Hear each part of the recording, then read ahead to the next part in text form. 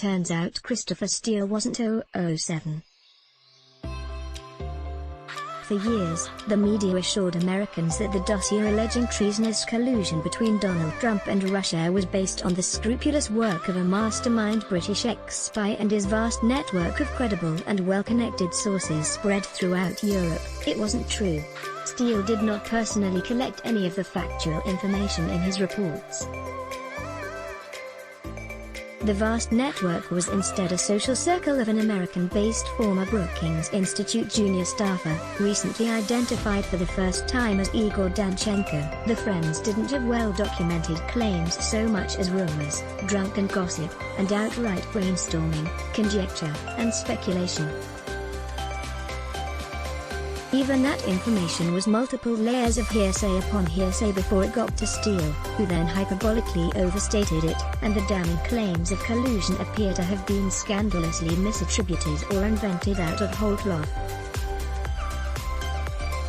With such shoddy information collection and analysis methods, there was never any reason to give credence to any of the salacious allegations in the dossier, whether it was claims of secret deals with Russian oil concerns, secret meetings in foreign capitals, prostitutes urinating on Moscow hotel room beds, files of compromising information, or the careful cultivation of Trump, yes Trump, into the most effective Russian agent in history. The media had a problem, then, given that they repeatedly led viewers and readers to believe Steele was a master spy. They can almost get away with ignoring the recent news that once again shows their previous reporting was catastrophically wrong. In fact, some media outlets did just that. But after breathlessly reporting, day in and day out for years, what they claimed were important updates buttressing Steele's collusion narrative, they can't completely hide the on-the-record revelations showing how the collusion narrative was invented and used to undermine the Trump campaign and administration. Declassification leads to identification of Steele's source. The New York Times' Adam Goldman, who won a Pulitzer Prize for his role in pushing the Russia collusion narrative, and his colleague Charlie Savage came up with an inventive framing for how to downplay the latest declassified document revealing in detail that the FBI knew by January 2017 that the dossier was bunk. Perhaps because the New York Times played such a pivotal role in advancing the Russia collusion narrative, they buried the explosive news deep in the second half of the lengthy story and instead went with the FBI. Pledged to keep a source anonymous. Trump allies aided his unmasking. It is a common trope for media who push the collusion hoax to fret that transparency about the Russia collusion hoax will harm the Republic. Here are a few other times they did that. The reporters provided no evidence for the main claim that the FBI pledged to keep Danchenko's identity a secret, although they do report he was given immunity for speaking with the FBI about his conversations with friends that ended up in the dossier. They do not explain why such immunity was requested or granted. In his December 2019 report, Michael Horowitz repeatedly wrote that the FBI's interviews of Steele and the person now identified as Danchenko should have made the agency realize that their Russia investigation had massive problems. Horowitz strongly criticized the Russia collusion investigators for falsely portraying the dossier and the results of the interview to the secretive Foreign Intelligence Surveillance Court in order to be able to continue spying on Trump associate Carter Page. The Times begrudgingly admits late in the story that the Steele dossier was deeply flawed, and that Danchenko's statements to the FBI contradicted parts of the dossier, suggesting that Mr. Steele may have exaggerated the soundness of other allegations, making what Mr. Danchenko portrayed as rumor and speculation sound more solid. It's a remarkably dry way to describe the seriousness of the wrongdoing. All four of the applications to spy on Page relied on a particular part of the dossier to support probable cause. Steele told the FBI the information came from a sub-source close to Trump, and that this person was the original provider of the P-tape information. It strongly appears this source is supposed to be Sergei Milian, a Russian-American businessman. Steele also said Danchenko met with this individual 2 or 3 times. But Danchenko said he never met this individual and that the P-tape story came from someone else. Milyan says he got 2 emails from Danchenko, but never acted on them. Danchenko believed Milyan might have placed a phone call to him, although he didn't identify himself, but in this phone call the individual said no exchange of information between Trump and the Kremlin had anything bad about it. By the time that information got into the Steele dossier, the source was supposedly acknowledging that the Russian regime had been behind the recent leak of embarrassing email messages, emanating from the Democratic National Committee, DNC, to the WikiLeaks platform, and that the relationship between the Trump campaign and Russian leadership was a well-developed conspiracy of cooperation. This was the most serious and consequential allegation in the dossier, and it was based on nothing. Oh, how the mighty have fallen. When the dossier story was rolled out in the media from September 2016 through January 2017, the media portrayal of Steele and his spycraft was hagiographic. And yes, the dossier began to be rolled out in September 2016, contrary to the revisionists. They have said that while the Clinton campaign and Democratic National Committee secretly bought and paid for the dossier operation, it didn't actually come out until after the election. Steele admitted in court he was meeting with reporters and law enforcement officials to get his dossier publicized and weaponized prior to the election. Michael Isakov's September 23, 2016, Yahoo story framed businessman and veteran Page as a colluding Russian asset. It was lifted directly from Steele's claims. Both Steele and Isakov admit Steele was the source for the article. Isakov showed no skepticism of Steele, whom he described as a well-placed Western intelligence source. By the time Steele and his bosses at the research and media campaign firm Fusion GPS filtered their operation through Mother Jones's David Corn a month later, Steele was described as a veteran spy. Later he was described as a former senior intelligence officer for a Western country who specialized in Russian counterintelligence, and his memos were claimed to be based on his recent interactions with Russian sources. Corn wrote, a senior U.S. government official not involved in this case but familiar with the former spy tells Mother Jones that he has been a credible source with a proven record of providing reliable, sensitive, and important information to the U.S. government. Much of what would become the settled Russia collusion hoax narrative was set in this Mother Jones article, which also claimed Steele, who was not yet identified by reporters, was maybe the foremost expert in Russia matters in the world. He spent almost 2 decades on Russian intelligence matters and who now works with a U.S. firm that gathers information on Russia for corporate clients. It started off as a fairly general inquiry, says the former spook, who asks not to be identified. But when he dug into Trump, he notes, he came across troubling information indicating connections between Trump and the Russian government. According to his sources, he says, there was an established exchange of information between the Trump campaign and the Kremlin of mutual benefit. The Mother Jones story was part of an October surprise dump of Russia-Trump stories from the Clinton campaign. It didn't work and Clinton didn't push it, partly because of her own FBI troubles and partly because she was expected to win in a landslide. The James Bond myth continues by the time CNN's Evan Perez, Jim Shooter, Jake Tapper, and Carl Bernstein really got the Russia collusion hoax going full steam on January 10, 2017, by serving as credulous leak receptacles for multiple anonymous intelligence officials. The credibility of the spy and his network were key components of the collusion narrative. CNN told the world of the classified documents that include serious allegations of Russian operatives having compromising personal and financial information on Trump. The allegations came from a former British intelligence operative, whose past work U.S. intelligence officials consider credible. They wrote, they said the information was so legitimate that it was presented by 4 of the senior-most U.S. intelligence chiefs, Director of National Intelligence James Clapper, FBI Director James Comey, CIA Director John Brennan, and NSA Director Admiral Mike Rogers. Some memos were circulating as far back as last summer.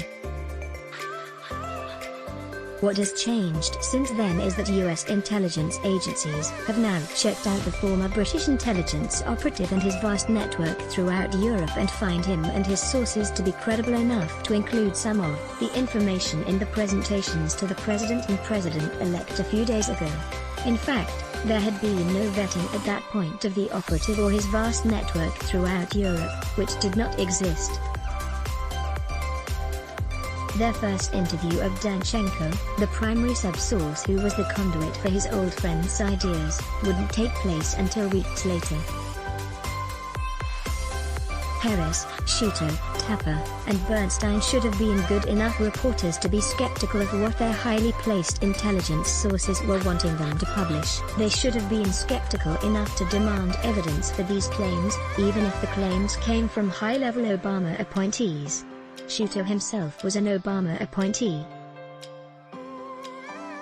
Steele identified. Legend grows. The Wall Street Journal also pumped up Steele, who was revealed as the mysterious British mastermind. Quoting the firm's marketing material, the paper described his firm's work as relying on a global network of experts and business leaders who conduct complex, often cross-border investigations of the operation that would be done by a man who had elsewhere been described as desperate to keep Trump out of office. A colleague was quoted as saying, "We have no political axe to grind." Steele had a good reputation in the intelligence world and was stationed in Russia for years, according to a former CIA official. Of note, the Wall Street Journal may have been one of the few if not only publications to at least include a contrary opinion about whether Steele, who peddled a cartoonishly false dossier, was the best spy to ever work. In the concluding paragraphs of the article penned by Bradley Hope, Michael Rothfeld, and Alan Cullison, a sole voice expressed skepticism of the dossier's allegations, saying they were not convincing at all. Andrew Wordsworth didn't think it would make sense for Russian intelligence officials to give a former MI6 officer state secrets and that the claims made were just way too good. He said, reasonably, if the head of the CIA were to declare he got information of this quality, you wouldn't believe it. In fact, when BuzzFeed published the dossier that CNN and others were praising as well-researched and credible, millions of Americans surmised what Wordsworth did. That almost no journalists reached this obvious conclusion is a shameful indictment of America's media industry. Any reporter with any sense at all could look at the criminal leak operation surrounding the dossier and the larger collusion narrative and figure out on his own that the real story was not that Trump was a Russian agent but that US intelligence agencies were behaving in remarkably malicious and corrupt ways. This reporter's January 17, 2017 story headline "Top-level intel officers' war against Donald Trump is bad for the country" is an example of what should have been obvious to hundreds of reporters. FIFA and disinformation claims also false. The New York Times was also effusive about Danchenko and Steele's work. CNN helped intelligence officials with their anti-Trump operation. The Times' Scott Shane, Adam Goldman, and Matthew Rosenberg penned a similar story. Former CIA officials described him as an expert on Russia who is well respected in the spy world, they wrote, adding that he was considered a competent and reliable operative with extensive experience in Russia. Of the operation that involved Steele embellishing the incredibly weird gossip and brainstorming Danchenko collected, The Times wrote, as a former spy who had carried out espionage inside Russia, Mr. Steele was in no position to travel to Moscow to study Mr. Trump's connections there. Instead, he hired native Russian speakers to call informants inside Russia and made surreptitious contact with his own connections in the country as well. Shane, Goldman, and Rosenberg couldn't find a single person to question the quality of the work that later turned out to be of no quality at all. By all accounts, Mr. Steele has an excellent reputation with American and British intelligence colleagues and had done work for the FBI on the investigation of bribery at FIFA, soccer's global governing body. Colleagues say he was acutely aware of the danger he and his associates were being fed Russian disinformation. They wrote, "There are two problems with that characterization. On the FIFA front, it became a well-worn talking point that Steele was considered credible because of his excellent work for the FBI on FIFA corruption. In fact, that's what the FBI told the secret spy court that granted warrants to spy on the Trump campaign. They said Steele's prior reporting had been corroborated and used in criminal proceedings. It wasn't true. Steele's prior handling agent of the Bureau told Inspector General Horowitz that he would have never approved such a description of Steele's work, since most of his prior work had not been corroborated and none of it had ever been used in criminal proceedings. As for his acute awareness of the danger of being fed Russian disinformation, that was also not true. Horowitz found that Steele was an agent of Russian oligarch 1, a reference to Oleg Deripaska, and that he was in frequent contact with agents of Russian oligarchs. Had the FBI been properly informed that Steele was working both for the Clinton-funded operation and the Russian oligarch, they said they would have been much more sensitive to the possibility his entire operation was related to Russian disinformation. Inspector General also noted a 2017 report showing that the FBI received information that there was reason for concern that Steele's reporting about Michael Cohen was part of a Russian disinformation campaign to denigrate U.S. foreign relations. The P-tape allegation may have been the result of Russian intelligence services infiltrating source into the network of Danchenko. British press goes overboard. Luke Harding at The Guardian had excellent access to Steele. His description of Steele's work could not have been more flattering. Of Steele's collection of unsubstantiated gossip from Danchenko, he wrote, "At first, obtaining intelligence from Moscow went well. For around 6 months, during the first half of the year, Steele was able to make inquiries in Russia with relative ease. It got harder from late July, as Trump's ties to Russia came under scrutiny. Finally, the lights went out. Amid a Kremlin cover-up, the sources went silent and information channels shut down.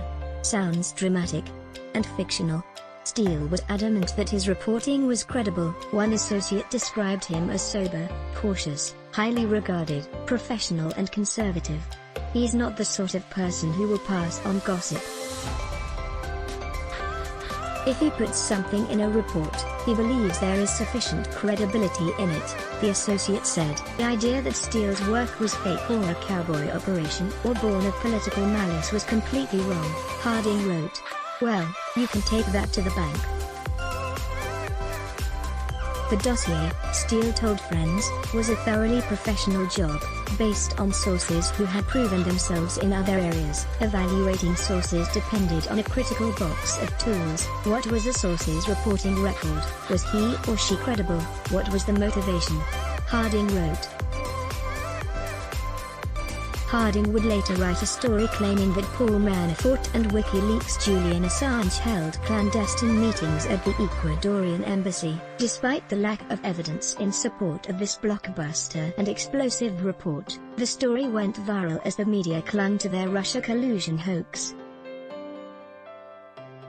"It's not fake news if Jane Meyer isn't involved." The New Yorker's Jane Meyer co-wrote one of the most widely mocked and disparaged stories of the Brett Kavanaugh confirmation process, and the competition for bad journalism in that debacle was fierce. Her hagiography of Steele was noteworthy in part because it came out so late in the process, well after few were clinging to the dossier. The errors she transmits in her reporting are instructive. Here's how she describes Steele's work on the P-tape.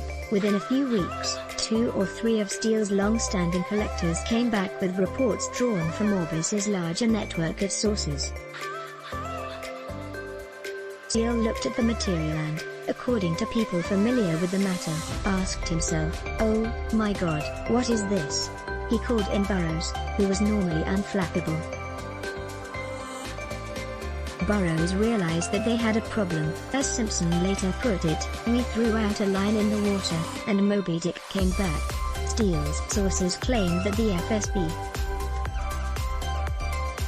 could easily blackmail Trump, in part because it had videos of him engaging in perverted sexual acts in Russia. The sources said that when Trump had stayed in the presidential suite of Moscow's Ritz-Carlton Hotel, in 2013, he had paid a number of prostitutes to perform a golden showers, urination, show in front of him, thereby defiling a bed that Barack and Michelle Obama had slept in during a state visit. The allegation was attributed to 4 sources, but their reports were second-hand. Nobody had witnessed the event or tracked down a prostitute, and one spoke generally about embarrassing material. 2 sources were unconnected to the others, but the remaining 2 could have spoken to each other. In the reports Steele had collected, the names of the sources were omitted, but they were described as a former top-level Russian intelligence officer still active inside the Kremlin, a member of the staff at the hotel, a female staffer at the hotel when Trump had stayed there, and a close associate of Trump who had organized and managed his recent trips to Moscow. Leaving aside that Steele had only one primary subsource and not 2 or 3 long-standing collectors, here is the ridiculous way that story made it into the dossier and, eventually, into a blackmail attempt of the president-elect by the sitting FBI director. Danchenko asked Source 2, a hustler always looking for a lucrative score, whether he had any dirt on Trump. Source 2 said there was this P-tape story he'd heard about. He said the hotel where it was alleged to have occurred was known to be bugged by Russian intelligence, so they might have video. Danchenko met with the hotel managers and during a free minute asked them about the story. One of them said all kinds of things happen at the hotel with celebrities and one never knows what they're doing. Danchenko opined that at least it wasn't a denial. Another hotel staffer commented that anything goes at the hotel and that officially, we don't have prostitutes. Danchenko gave Steele the names of the management at the hotel.